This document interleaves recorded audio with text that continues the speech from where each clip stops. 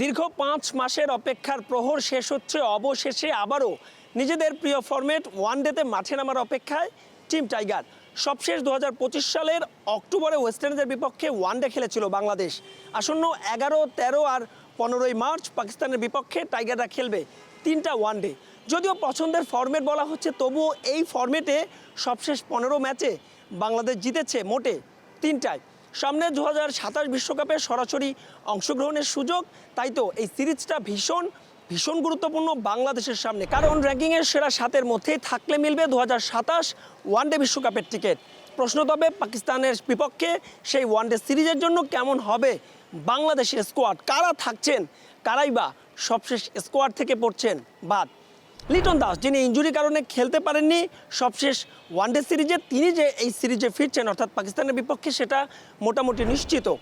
বাদ পড়ছেন সৌম্য সরকার, যিনি কিনা আগের সিরিজে কামব্যাক করেছিলেন, তবে সাম্প্রতিক সময় ঘরোয়া ফর্মটা মোটেও কথা বলছে না সৌম্যের। ব্যর্থ ছিলেন বিপিএলে, এরপর বিসিএলের ওয়ানডে ফর্মেটও তার ভালো যায়নি। তবে ঠিকই সুযোগ করে নিচ্ছেন সাইফ হাসান, যার পারফরমেন্স তো আসলে গড়পড়তা।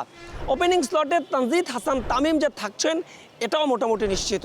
মিডল অর্ডার টাইগারদের চিন্তার আরেকটি বড় জায়গা, যেখানে তাওহিদ হৃদয় হতে পারেন নির্ভরতার প্রতীক। বিসিএলের সবশেষ ম্যাচেই যিনি তুলে নিয়েছেন দারুণ একটা শতক, তার সঙ্গী হতে পারেন নাজমুল হোসেন শান্ত। আগের সিরিজে প্রথমবারের মতো ওয়ানডে ফরম্যাটে ডাক পেয়েছিলেন মাহিদুল ইসলাম অঙ্কন, যিনিও থাকছেন এই পাকিস্তানের বিপক্ষে সম্ভাব্য স্কোয়াডে। থাকছেন নুরুল হাসান সোহানও, যদিও তার ফর্মের কিছুটা ঘাটতি রয়েছে। তবে বাদ পড়ছেন জাকের আলী অনিক। সাম্প্রতিক সময়ে মাঠ ও মাঠের বাইরে নানা কারণেই আলোচিত সমালোচিত জাকের অবশেষে হয়তো বা বাদ পড়ছেন ওয়ানডে সিরিজ থেকে। ওয়ানডে সিরিজের দলটাকে লিড করবেন মেহেদী হাসান মিরাজ। যদিও তার অধিনায়কত্ব নিয়ে অনেক প্রশ্ন আছে, তবে এই সিরিজে তিনি যে অধিনায়ক হিসেবে থাকছেন সেটা মোটামুটি নিশ্চিত।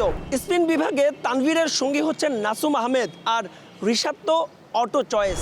পাকিস্তানের বিপক্ষে ওয়ানডে স্কোয়াডে জায়গা মিলতে পারে ৪ জন পেসারের। সেরা ৪ সিমারকে নিয়ে মাঠে নামতে চায় টিম টাইগার, অর্থাৎ তাসকিন আহমেদ, তানজিম সাকিব, মোস্তাফিজুর রহমান এবং হাসান মাহমুদ।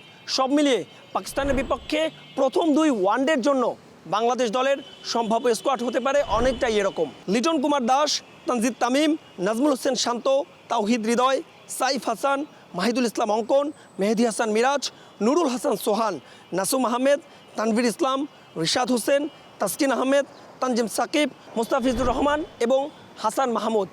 বিসিবি সূত্র বলছে আগামী ২-১ দিনের মধ্যেই সম্ভাব্য এই স্কোয়াড আনুষ্ঠানিকভাবে ঘোষণা করবে বাংলাদেশ ক্রিকেট বোর্ড। কারণ ইতোমধ্যে নির্বাচক প্যানেলের পক্ষ থেকে স্কোয়াড জমা দেওয়া হয়েছে বিসিবিতে।